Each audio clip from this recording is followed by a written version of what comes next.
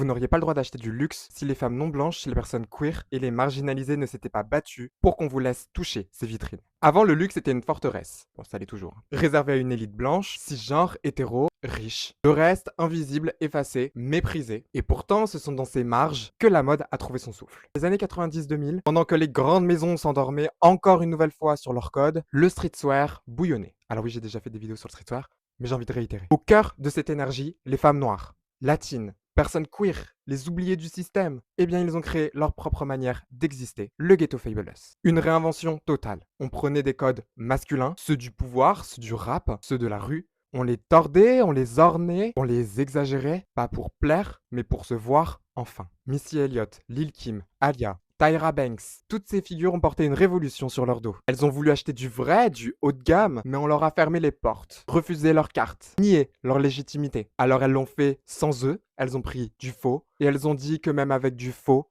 elles seraient toujours bien plus vraies qu'eux. C'est vraiment à ce moment-là que les maisons de luxe, elles ont commencé à paniquer, puisque les logos, les symboles, les sacs étaient repris, réinventés, détournés, sublimés, notamment par Dapper Dan. Et le monde a préféré le faux vivant au vrai figé. Alors pour ne pas mourir, les maisons ont ouvert leurs portes, mais qu'on soit clair, ce n'était absolument pas par générosité, mais par peur. Aujourd'hui, tu peux rentrer dans une boutique, essayer un sac, mais ce n'est absolument pas grâce à leur bienveillance, c'est grâce à nos luttes, grâce aux femmes non blanches, aux queers, toutes celles et ceux qu'on ne voulait pas voir, eh bien c'est grâce à nous, à nos frères, à nos sœurs, à nos pères et à nos mères, que le luxe a réussi à exploser ses frontières. Alors s'ils veulent nous parler de mode inclusive, qu'ils commencent par dire la vérité. La mode leur a appartenu, mais c'est nous qui lui avons rendu la vie, et maintenant ce qu'il reste à faire, c'est de raconter notre mémoire et pas la leur.